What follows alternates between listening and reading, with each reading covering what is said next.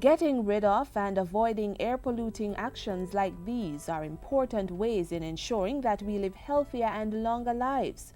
We'd be preventing life-altering conditions such as chronic obstructive pulmonary disease, COPD.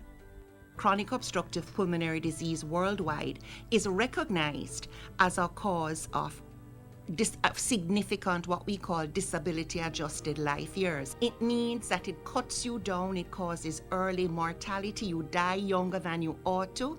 But what is more frustrating is that if you continue to live, it's the quality of life that you now enjoy is so tremendously affected by shortness of breath as a result of this chronic cigarette smoking. If you're a tobacco smoker, were once a smoker, have been exposed to secondhand smoke and other air pollutants like chemical fumes and dust for a long time, you could be suffering from COPD. COPD is a condition where the airways are damaged, causing less air flowing in and out of the body when we breathe. A pulmonologist is a doctor who specializes in treating the resulting lung disorders.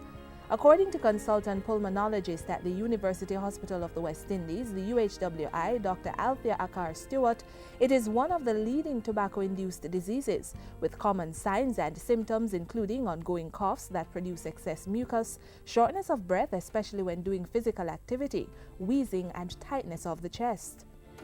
Unfortunately, it looks a lot like asthma. So you hear the patients coughing, they bring up a lot of cold in the mornings or sputum, and you say, oh, they wheeze and they are short of breath, and you think it's asthma, but it's not really asthma.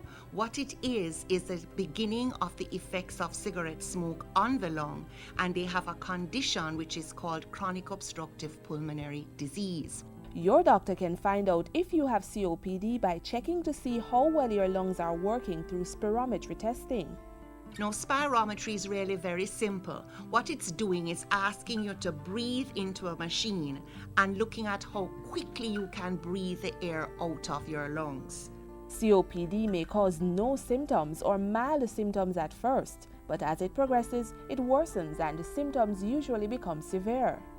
The severity of your symptoms will depend on how much your lung has been damaged, and if you keep smoking, the damage will occur faster than if you stopped smoking.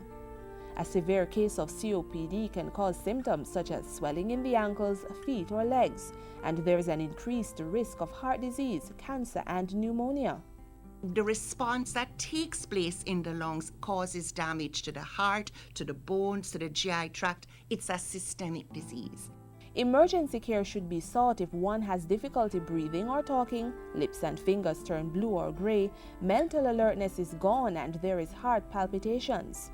What's the prevalence of COPD in Jamaica? Research was designed under a $20 million initiative dubbed the Burden of Obstructive Lung Disease BOLD project to determine this.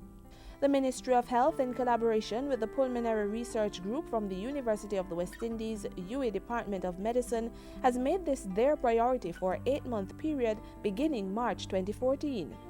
The study has actually been done in many other countries, and the data that has come out of this study has been useful to the different health planners in the countries. Funding of the research is a joint effort of the National Health Fund and the UWI Principles Initiative Fund. It has been designed to garner statistics on the pervasiveness of COPD and examine the recurrent costs of doctors' visits, medication, and productive time lost and its impact on the economy. Data collected will form part of the worldwide data on COPD. We think that this particular project will give us a lot of information to plan on how to look at the prevalence of chronic obstructive pulmonary disease and to put health plans in place in our health system, which will only improve the quality of health care that we're able to provide for our country. Significant focus is being placed on ensuring that youth are aware of the dangers of smoking. It has been asserted that once persons start smoking, they become addicted, and at that point, even for adults, choice is no longer an option. My patients as a pulmonologist tell me that cigarette smoking can be very gratifying because nicotine is a highly addictive substance. Once it gets to the brain, and the dopamine is released, which causes the high, you feel at peace with the world.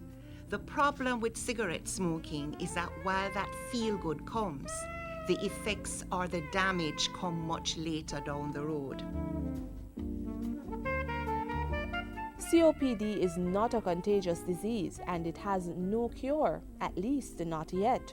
Therefore, it's best to steer clear of cigarette smoke and other harmful lung irritants.